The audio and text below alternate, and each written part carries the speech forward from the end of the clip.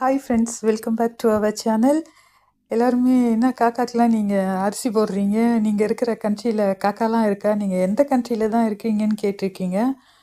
நான் லைவ் பண்ணுற கண்ட்ரி ஃப்ரான்ஸில் இருக்கேன், யூரோப் கண்ட்ரி. இங்கே காக்காலாம் இருக்கும், எல்லா கண்ட்ரிலையுமே காக்கா இருக்கும்னு நினைக்கிறேன். சரியாக தெரியல. நான் இருக்கிற கண்ட்ரியில் நிறைய பிளேஸில் புறா தான் இருக்குது, நான் பார்த்துருக்கேன். காக்கா எங்கேயாவது 1-2 இருக்கும், இல்லாமல் இருக்காது, நான் பார்த்துருக்கேன். பட் நான் வாக்கிங் போகிற பார்க்கில் இது ஒரு அதிசயம் தான். அந்த பார்க்கில் வந்து வாத்து இருக்குது, அன்னம் சொல்லுவாங்க, அந்த பேர்டு இருக்குது. அப்புறம் வேறு டிஃப்ரெண்ட் டைப் ஆஃப் நிறைய பேர்ட்ஸ்லாம் இருக்கும். மோஸ்ட்லி நிறைய புறா இருக்கும்.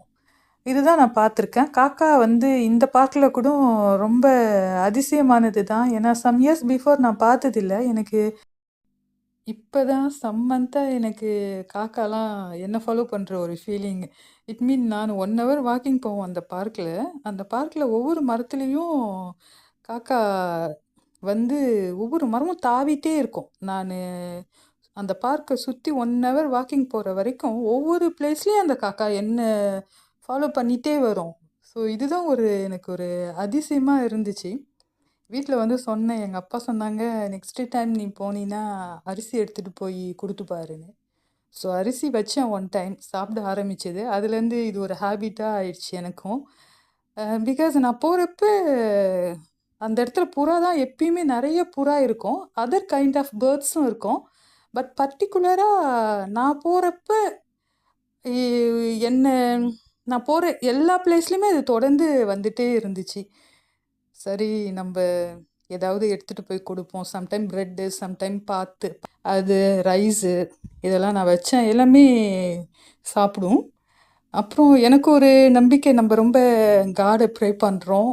சாட்டர்டேயில் நான் மோஸ்ட்லி எங்கள் ஃபேமிலியில் எல்லாருமே விரதம், ஆஞ்சநேயருக்கும் பெருமாளுக்கும்.